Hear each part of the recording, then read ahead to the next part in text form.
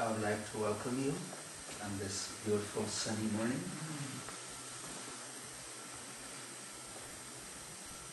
I woke up this morning as part of daily practice. It has become a habit now. As soon as I wake up, my thought goes to my Guru. I mentally bow to my Guru.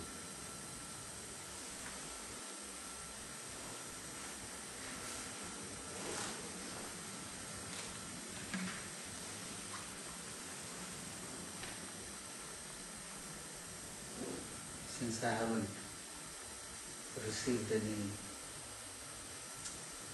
idea from you what to speak about, I'll just speak about that. Or I begin my day.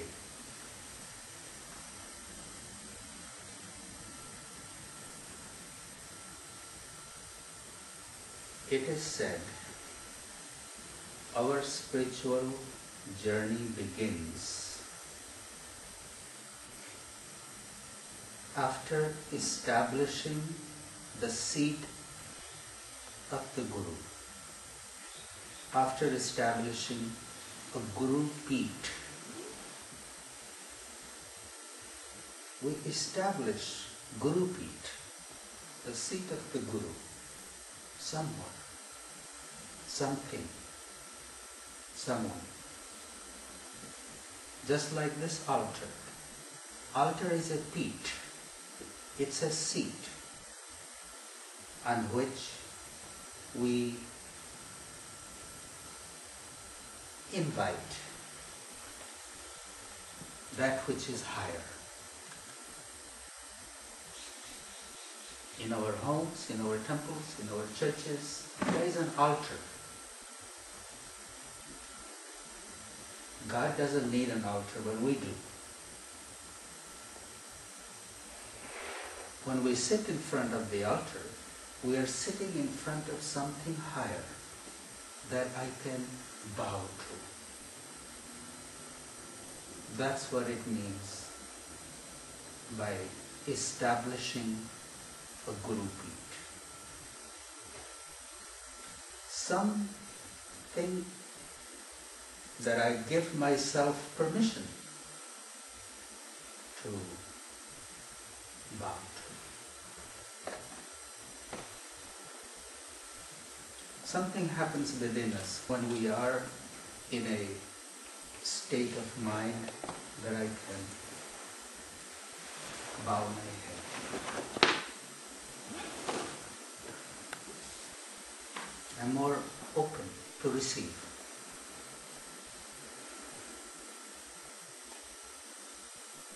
When we bow, anything that we are carrying on our shoulders rolls off. If I don't know how to bow my head, I'm carrying so much burden, so much load on my shoulders. When I wake up in the morning and just mentally bow to my Guru, there is a sense of protection. Your day will be fine. There is some greater force, some greater presence in my life that I may not be able to muster up enough strength to face right now, right then. But there is a sense of protection. There is a sense of greater presence that is behind me. And when I'm in that state of mind, some other energy kicks in. And it's not necessarily from outside, that energy is within me. It's activated just by entertaining that thought that there is support behind it. Whether it is or not, I really don't know. But it allows some other force to come into play. I don't feel hopeless. I don't feel pressed against the wall. There is hope.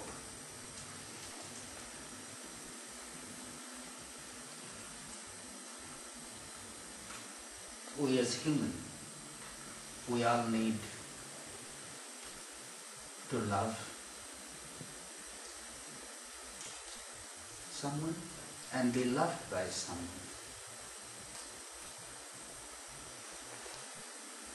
It's a need, it's a human need. Yes, we have our partner, we have our children, we have our friends, and there are different degrees of love.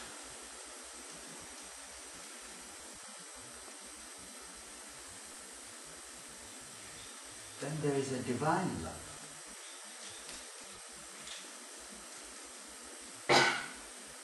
Unconditional love that we speak about.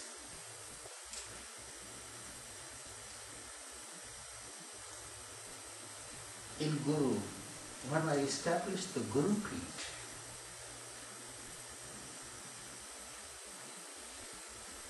the love with the Guru, towards the Guru, is of divine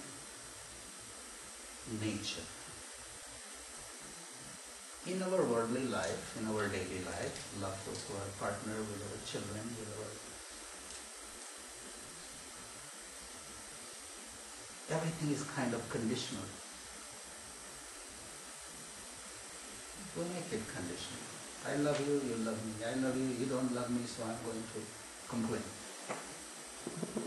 If you don't do this, then I'm unhappy. If you do that, then I will love you. All these different degrees we have. Where do we have that love where we can practice unconditional? Where those things don't come into play. If I allow that space, that's what I mean by we give ourselves permission to go beyond our self-created limitations.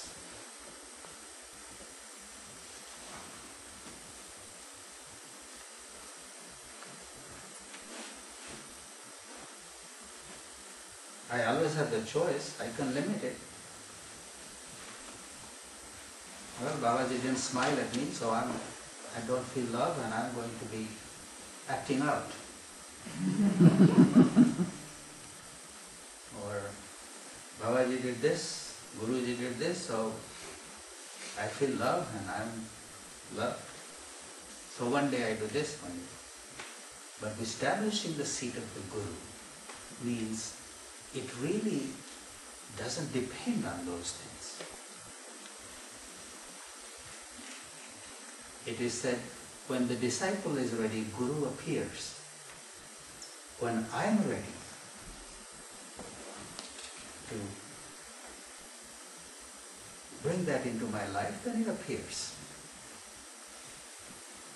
If I've established the seat, then it is for me. If I don't, it's just another piece of stone or another human being. Our rishis, our gurus, our great beings, they realize the human potential, human conditioning. So Guru doesn't necessarily need to be a human being.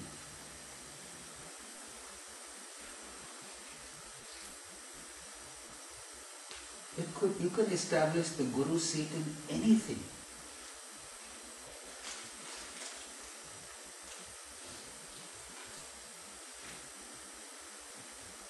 Anything. You could establish it in a monkey, in an elephant, in a snake, in a river, in a mountain.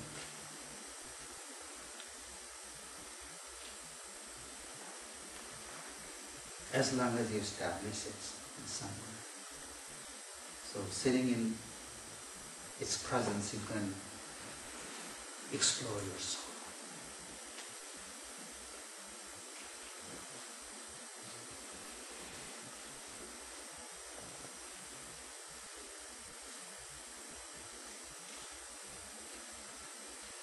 And it has a certain kind of, even way of thinking.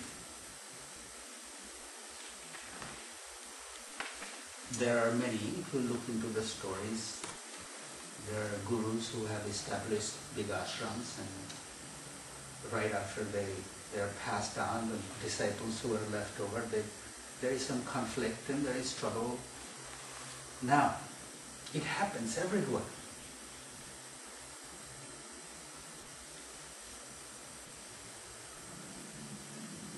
One who has gone there to really establish the seat of the Guru and explore one's soul will look at this way. Well, the Guru knew the best and put the right place, the right people, and trusted. He must have trusted, or she must have trusted. So let it happen. I accept it. Whatever it's plays happening, it's happening. Or I can get into my judgment mode. Oh, how could that happen?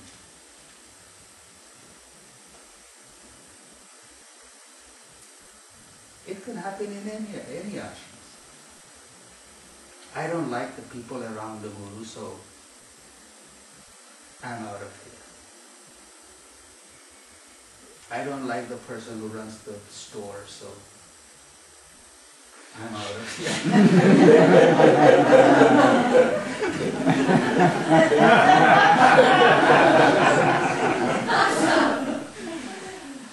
I don't like the one in the kitchen, and I'm out of here. See, it happens. I don't like the management, and I'm going to complain, and I'm out of here. Well, you're not here for the right reason then.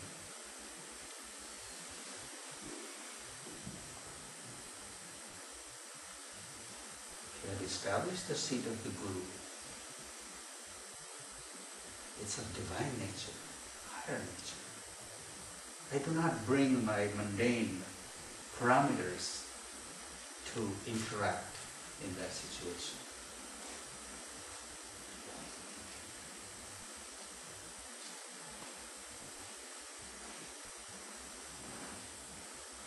There is a story of a cow dung beetle and a black beetle. They both look similar. The cow dung beetle bores a hole under the cow dung droppings and lives in there. And black bee is like a honeybee that feasts off the nectar of the flowers. They both look exactly the same. So one day this black bee was flying and he saw one similar to it and descended down. The cow dung beetle saw one looking just like it and offered its favorite food, little balls made out of dung ball. The black bee looked at it and politely sat there for a while, then thought this dung beetle needs to get a different kind of taste. So he invited him, come to my house someday.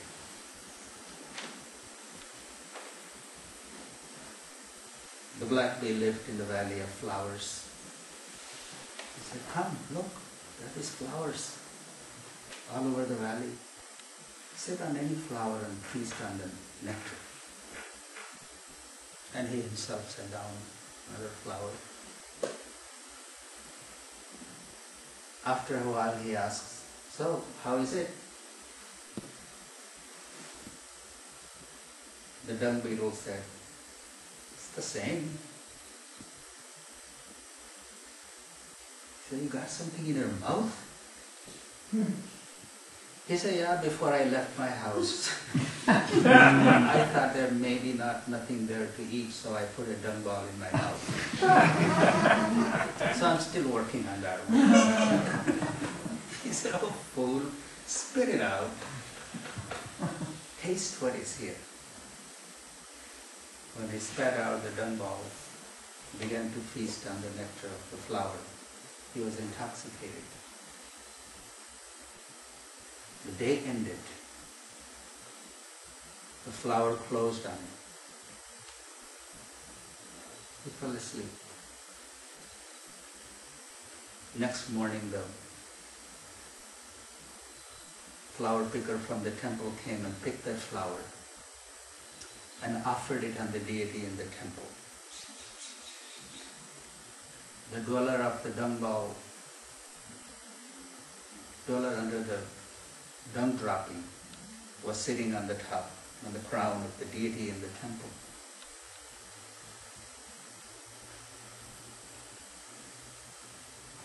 That happens to us too. We go to places, and if we are carrying the same old parameters, same old things that are familiar to us, and that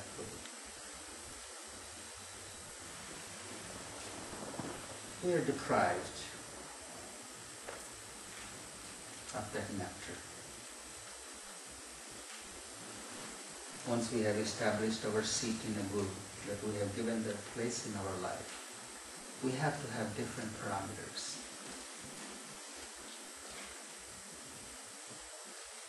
The Guru Peeth doesn't care. It's not about the Guru, it's about me. Why am I there? Why am I there?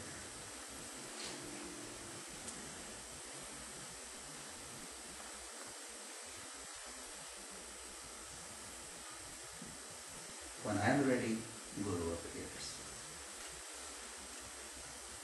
When I'm ready to taste the divine love, He appears.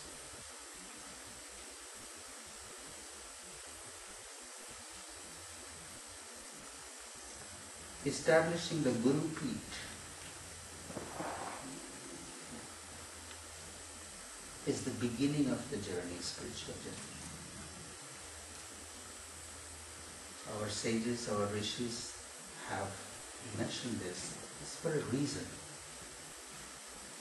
Not because they wanted to be worshipped and prostrated, but they recognized the human need that once we, as humans, establish that seat, we are open to receive.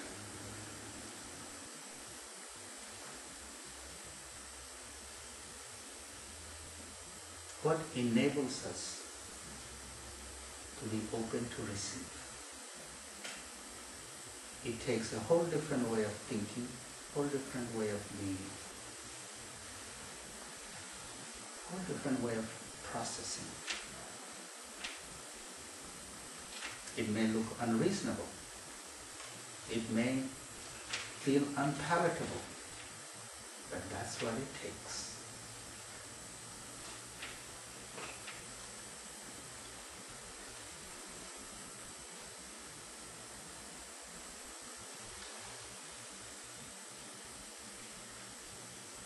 The greatest learnings come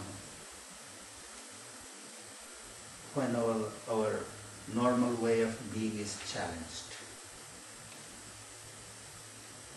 is expanded, is stretched. Otherwise, we read something and it makes sense, our mind agrees with it and it feels good and I set it aside. That's information. That's a little entertainment for a while. But the real learning happens in a situation when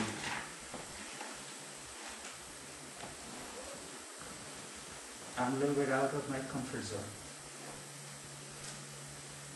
Then something has to rise in me and meet it there and expand.